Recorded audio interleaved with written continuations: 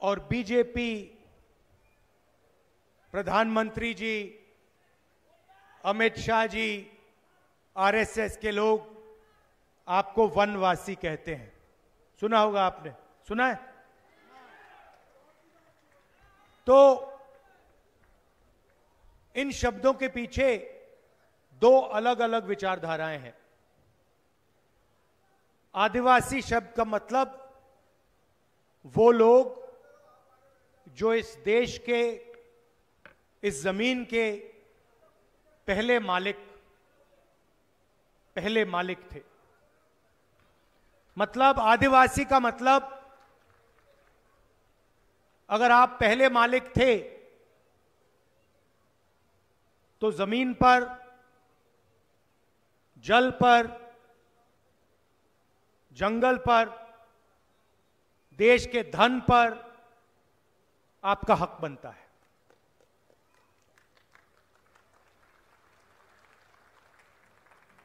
वनवासी का मतलब वो लोग जो जंगल में रहते हैं।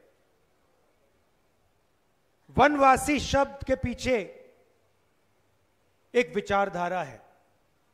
सबसे पहले जो आपका इतिहास है, आपकी हिस्ट्री है, आपकी भाषाएं हैं, आपके जीने का तरीका है,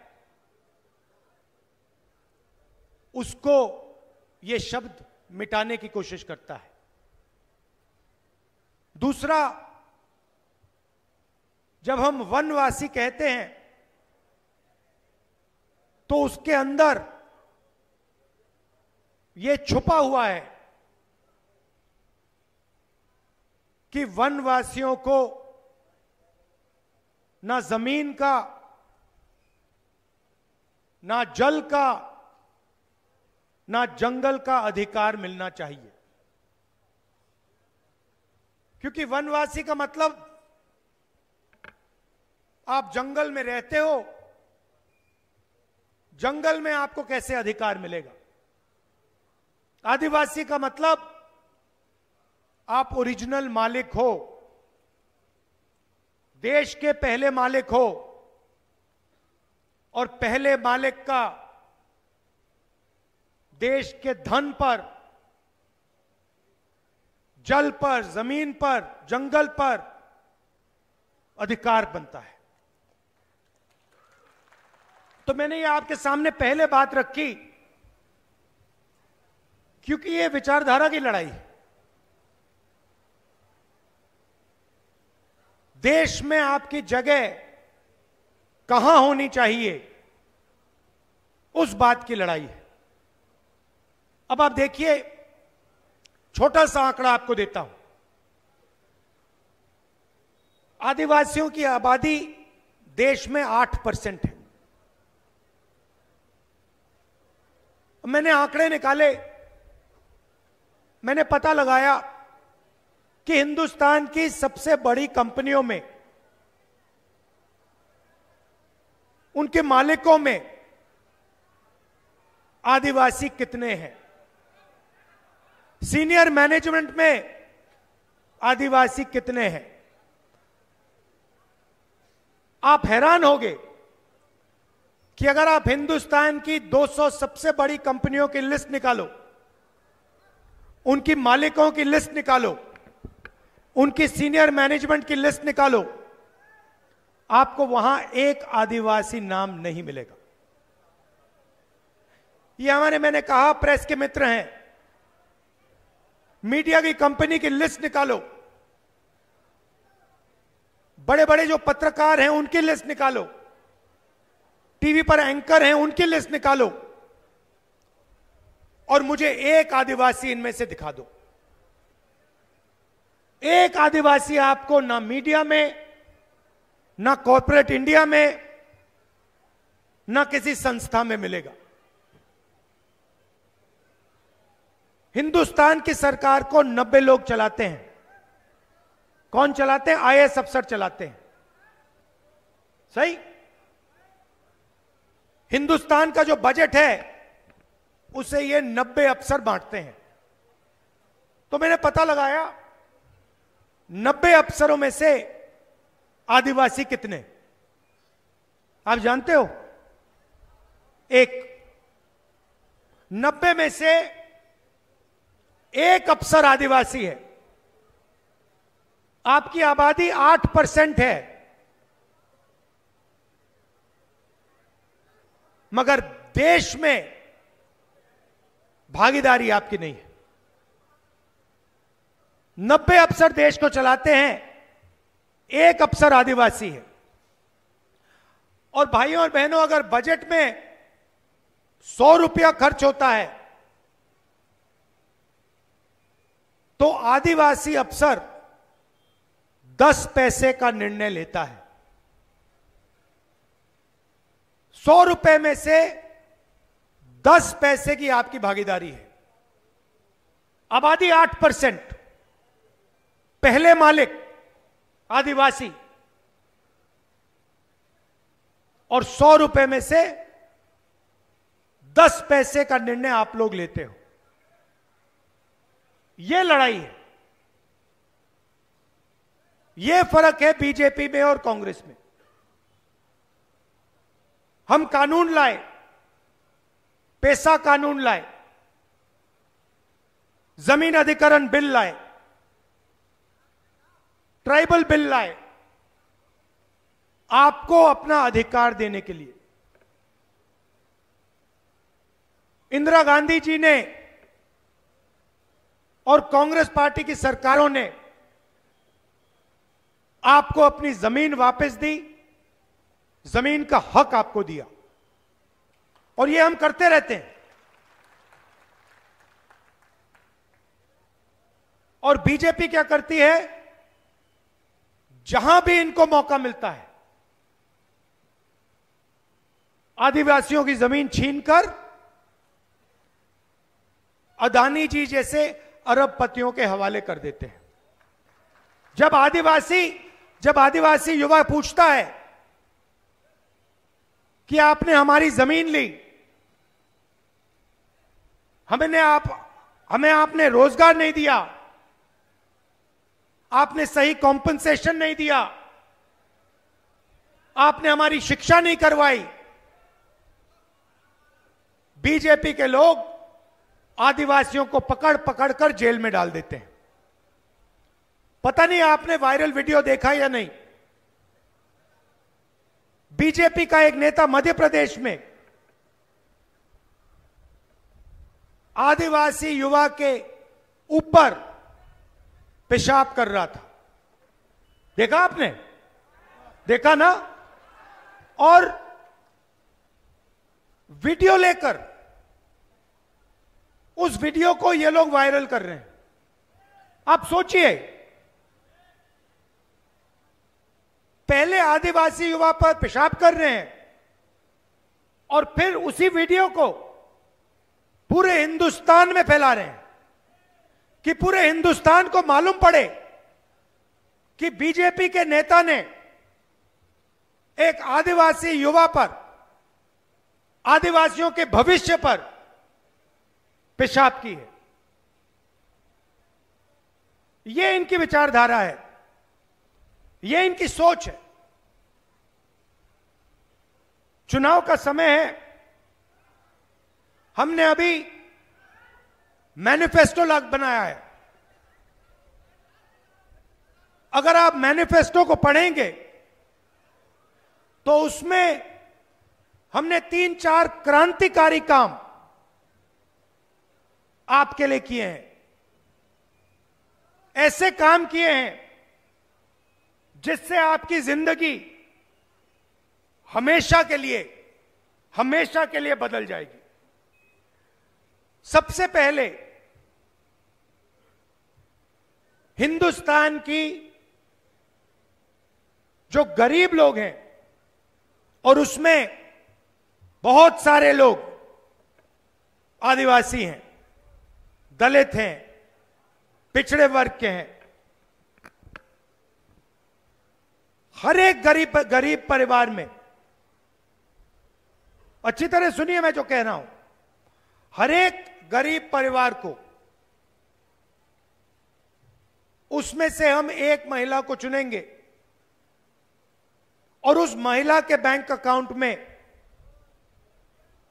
साल के 1 लाख रुपए हम डालेंगे। हर महीने सीधा उस महिला के बैंक अकाउंट में हजारों रुपए जाएंगे। साल में हिंदुस्तान की सरकार हर गरीब परिवार को 1 लाख रुपए बैंक अकाउंट में डायरेक्ट सीधा आपके बैंक अकाउंट में डालेगी। जो आशा और आंगनवाड़ी की महिलाएं हैं, उसमें भी आदिवासी हैं, पिछड़े वर्ग के लोग हैं, दलित हैं, उनको जो आज पैसा मिलता है, सरकार आने के एकदम बाद उस पैसे को हम दुगना कर देंगे, डबल कर देंगे। अब आदिवासी युवा, पिछड़े युवा, दलित, गरीब घर के युवा एक सवाल पूछते हैं। मैं 4000 किलोमीटर चला, कन्याकुमारी से कश्मीर चला, और पूरे रास्ते युवाओं ने मुझे कहा, राहुल जी हमें रोजगार नहीं मिलता। मध्य प्रदेश में देश से सबसे ज्यादा बेरोजगारी है। नरेंद्र मोदी जी ने नोटबंदी की, गलत जीएसटी लागू की, जो छोटे बिजनेस वाले हैं, जो छोटी फैक्ट्रियां चलाते हैं, मिडिल साइज फैक्ट्रियां चलाते हैं, वो सब बंद हो गए। सिर्फ अदानी, अंबानी, ये अरबपति ये बचे हैं। तो रोजगार पैदा ही नहीं हो रहा। और पूरे देश में युवा एक ही सवाल पूछते हैं कि हमें रोजगार चाहिए, रोजगार कहां से मिलेगा, कैसे मिलेगा। आज मैं इस भाषण में आपको जवाब देने आया हूं। सबसे पहले हिंदुस्तान की सरकार में 30 लाख सरकारी वैकेंसीज हैं। 30 लाख सरकार के पास रोजगार है, जो बीजेपी के लोग आपको देते नहीं हैं। वो आपको कॉन्ट्रैक्ट पे काम देते हैं, आपसे मजदूरी करवाते हैं, मगर सरकारी नौकरी आपको नहीं देते। इसीलिए हमारा पहला कदम, जैसे ही हमारी सरकार बनेगी, ये जो 30 लाख सरकारी नौकरियां हैं, हम आपके हवाले कर देंगे।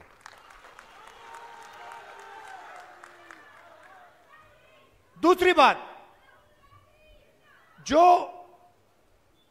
अमीर घर के लोग होते हैं, पता नहीं आपने अप्रेंटिसशिप शब्द सुना है या नहीं सुना है? तो मैं आपको बताता हूं अप्रेंटिसशिप क्या होती है। जो ये अमीर घर के बच्चे होते हैं, रोजगार का पाने से पहले, काम करने से पहले, ये अलग अलग कंपनियों में जाके ट्रेनिंग लेते हैं। कोई 6 महीने की ट्रेनिंग लेता है, 1 साल की ट्रेनिंग लेता है, और ट्रेनिंग के लिए इनको पैसे मिलते हैं। तो हम एक नया कानून ला रहे हैं। जैसे हम मनरेगा लाए थे, जिसमें हमें कहा था कि जो भी गरीब है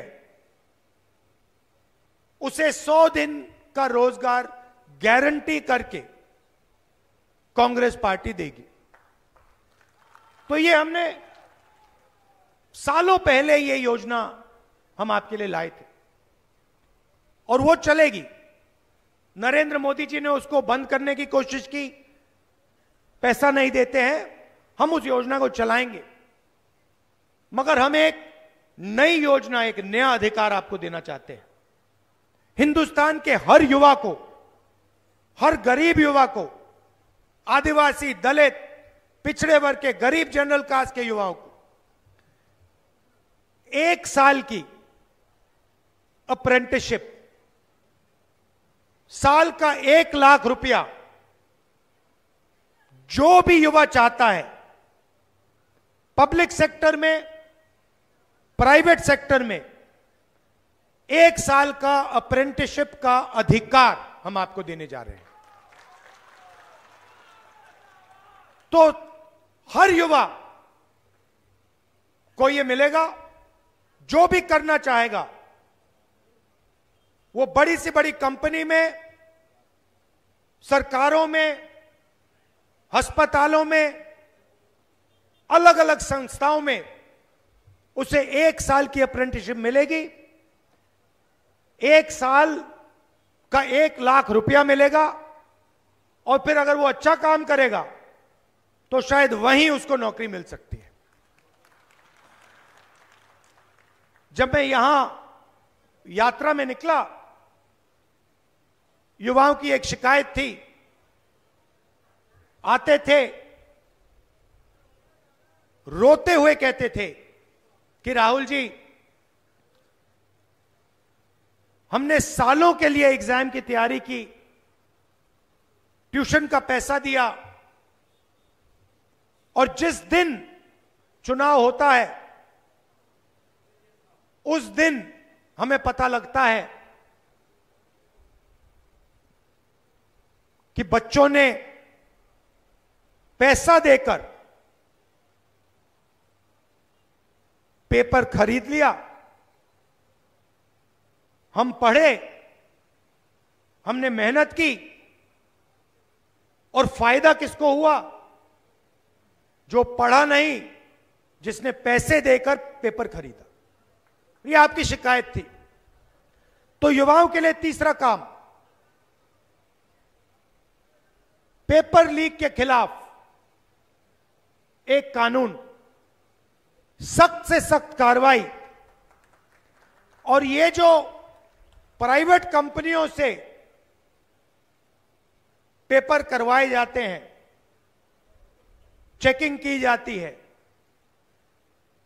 सरकार बनते ही हम ये सारा का सारा बंद करवा देंगे। हमारे किसान भाई हैं, आपने देखा होगा नरेंद्र मोदी जी किसान बिल लाए, कानून लाए, और लाखों किसान सड़क पे उतर पड़े। पंजाब में, हरियाणा में, मध्य प्रदेश में, पूरे देश में किसानों ने कानून का विरोध किया।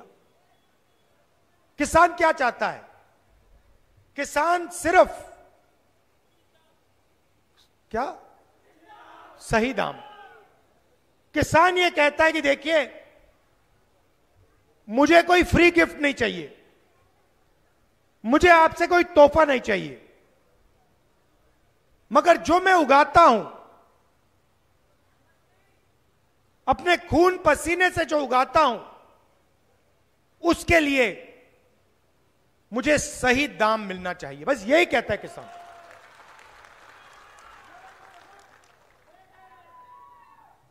वो ही कहता, और कुछ नहीं कहता। और नरेंद्र मोदी की सरकार कहती है हम आपको सही दाम नहीं देंगे। अरबपतियों का 16 लाख करोड़ रुपया कर्जा माफ किया है, मगर किसानों का कर्जा माफ नहीं करते। और जब किसान एमएसपी मांगते हैं, मिनिमम सपोर्ट प्राइस मांगते हैं, तो पुलिस वाले उन पे गोली चलाते हैं। तो हमने मैनिफेस्टो में साफ कह दिया है, किसानों का कर्जा माफ होगा और कानूनी मिनिमम सपोर्ट प्राइस हिंदुस्तान के किसानों को मिलेगी और कानून के मुताबिक उनको सही दाम अनाज के लिए, धान के लिए दिया जाएगा। और आखिरी बात किसानों के लिए, ये जो नरेंद्र मोदी जी फसल बीमा योजना लाए हैं, आप पैसा भरते हो, सरकार का पैसा जाता है, आंधी तूफान आता है, फिर आपको बताया जाता है कि भैया आपको कॉम्पेंसेशन नहीं मिलेगा, और पूरा का पूरा पैसा 16 कंपनियों को जाता है। तो हम नई योजना लाएंगे और जो आपकी इंश्योरेंस की क्लेम होगी उसका पैसा हम आपको 30 दिन के अंदर दिलवा देंगे। तो ये हमारे वायदे हैं, और भी वायदे हैं, मगर ये हमारे सबसे बड़े वायदे हैं। अब थोड़ा सा मैं आदिवासियों के बारे में बोलना चाहता हूं कि हम आपके लिए क्या करने जा रहे हैं। सबसे पहले आपने सिक्स शेड्यूल सुना है? आप जानते हैं सिक्स शेड्यूल क्या है? मैं आपको बताता हूं। हिंदुस्तान में ऐसी जगहें हैं जहां पर छठे शेड्यूल का कानून होता है। उस कानून के मुताबिक जो लोकल सरकार होती है वो ही सारे के सारे निर्णय, वहां के निर्णय लोकल सरकार लेती है। तो हमने निर्णय लिया है कि आदिवासियों को दिल्ली से नहीं चलाया जाएगा, भोपाल से नहीं चलाया जाएगा, लोकल एरिया से आदिवासी अपने एरिया में अपनी लोकल सरकार चलाएंगे और जो उनको निर्णय लेना है वो लेंगे। यह है सिक्स शेड्यूल। और हमने निर्णय लिया है जहां भी देश में आदिवासियों की 50% से ज्यादा आबादी है, वहां पर सिक्स शेड्यूल हिंदुस्तान की सरकार लागू कर देगी कि आप लोकल एरिया में सारे के सारे निर्णय आप ही लो और आपको दिल्ली से, भोपाल से ऑर्डर लेने की कोई जरूरत ना पड़े। तो यह सिक्स शेड्यूल का मतलब है। और पूरे देश में हम 50%, जहां भी आबादी आपकी ज्यादा है 50% से, वहां पे हम सिक्स शेड्यूल लागू कर रहे हैं। जो SC, ST, OBC की स्कॉलरशिप है उसको हम दुगना करने जा रहे हैं। तो जितनी आज आपको स्कॉलरशिप मिलती है उससे डबल आपको सरकार आने के बाद मिलेगी। और आखिरी बात, शायद सबसे जरूरी बात, आपने देखा होगा कि जहां भी सरकारी नौकरियां होती हैं वहां पे आपको कॉन्ट्रैक्ट पे लिया जाता है। सही बात? मतलब आपको परमानेंट नौकरी नहीं दी जाती, आपको कॉन्ट्रैक्ट पर लिया जाता है और जब भी वो चाहते हैं आपको वो बाहर कर देते हैं, नौकरी से निकाल देते हैं। तो हमने निर्णय लिया है कि ये जो कॉन्ट्रैक्टलाइजेशन है, कॉन्ट्रैक्ट की जो नौकरियां हैं सरकार में, हम इनको पूरी की पूरी को बंद कर देंगे और आपको PSUs में, सरकार में कॉन्ट्रैक्ट से नहीं लिया जाएगा, मगर आपको परमानेंट नौकरी सरकार में और पब्लिक सेक्टर यूनिट्स में दी जाएगी।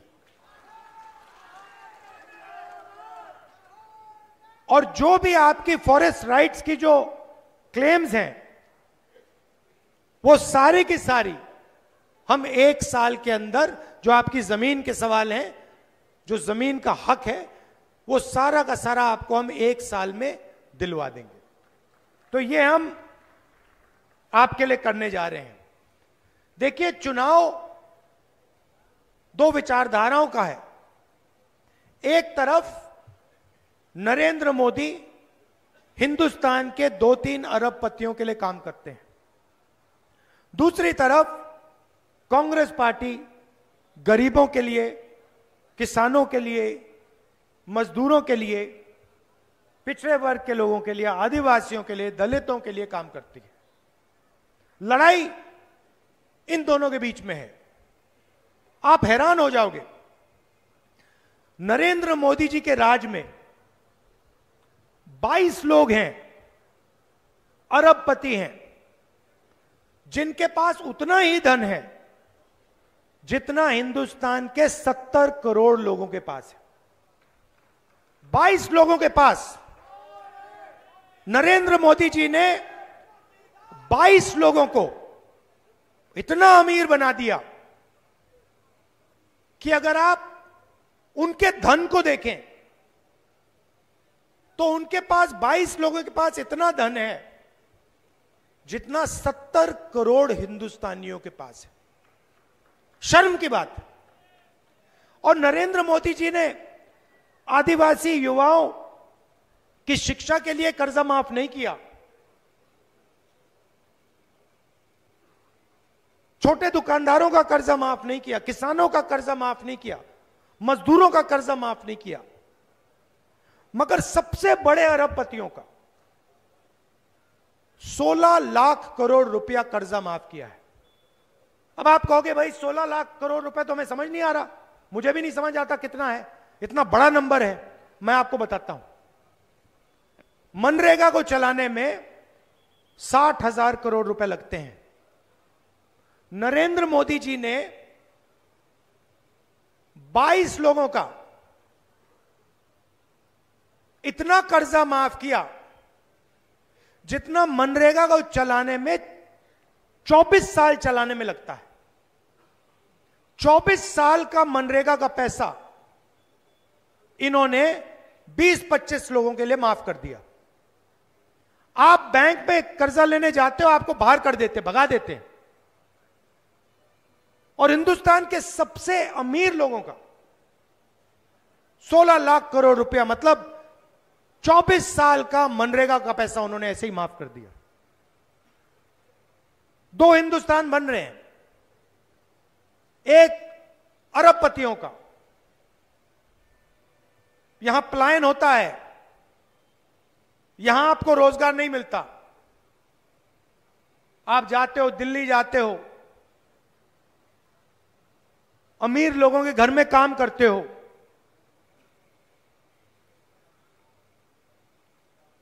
क्यों? क्योंकि एक तरफ 1-2% लोग हैं, वो कोई भी सपना देख सकते हैं, कुछ भी कर सकते हैं, और दूसरी तरफ हिंदुस्तान के गरीब लोग, उनको ना रोजगार मिलता है, ना स्कूल कॉलेज में जा सकते हैं, और जाते हैं फिर प्राइवेट कॉलेज में जाओ, बैंक लोन लो, लाखों रुपए का बैंक लोन लो, और फिर बाद में पता लगता है भैया रोजगार ही नहीं मिला। तो आपके जेब में से पैसा निकलता है, जीएसटी आप देते हो, वो जो आपने कुर्ता पहना है, जितना जीएसटी आपने दिया उतनी ही जीएसटी अदानी देगा, बराबर। अगर आप कुछ खरीदते हो, जितनी आप देते हो उतनी अदानी देता है। पैसा आपका, कर्जा माफ उनका, पैसा आपका। आप जाते हो, स्कूल कॉलेज में जाना चाहते हो, सारे के सारे प्राइवेटाइज कर दिए। पता लगता है भैया स्कूल में जाना है, कॉलेज में जाना है, लाखों रुपए देने, किसको देने? उन्हीं को देने। बीमार होते हो, प्राइवेट अस्पताल में जाते हो, पता लगता है भैया लाखों रुपए इलाज में लग गए, पैसा कहां गया? उन्हीं लोगों के हाथ गए। तो ये हम बदलना चाहते हैं। हम चाहते हैं कि अगर उनका कर्जा माफ हो, अरबपतियों का माफ हो, तो फिर हिंदुस्तान के किसान का भी हो, मजदूर का भी हो, आदिवासी का भी हो, और अगर इनका नहीं होता फिर उनका भी ना हो। इसमें कोई गलत बात तो नहीं है। तो ये मैं आपसे कहना चाहता था, आप वो सरकार चुनिए जो आपके साथ खड़ी है, जो आपके साथ मिलकर देश को बदलने का काम करती है, जिसने आपको मनरेगा दिया, जो आपको 1 लाख रुपए हर गरीब परिवार को देने जा रही है, जो एक नया अप्रेंटिसशिप का कानून ला रही है, करोड़ों युवाओं को 1 साल की अप्रेंटिसशिप देने जा रही है, उनका आप समर्थन कीजिए, कांग्रेस पार्टी का समर्थन कीजिए। और याद रखिए कि दिल्ली में मैं आपका सिपाही हूं। जो भी आप करवाना चाहो, जो भी आप मुझसे चाहो, आपको सिर्फ ऑर्डर देना है, मैं हाजिर हो जाऊंगा। धन्यवाद, नमस्कार।